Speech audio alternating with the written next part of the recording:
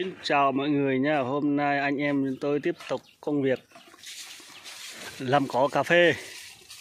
Cỏ cà phê trồng san với trồng sen với tiêu với lại chanh dây.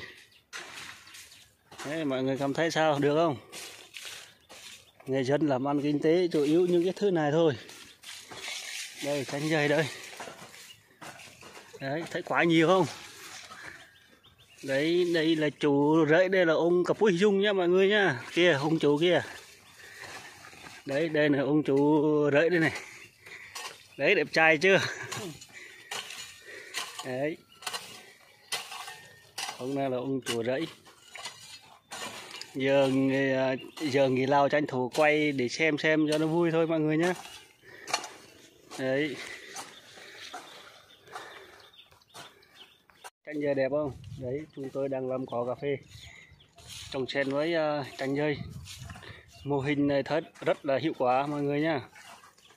Đấy, vừa tiêu nữa, vừa cà phê vừa tiêu. Đấy, thì tiêu đây này.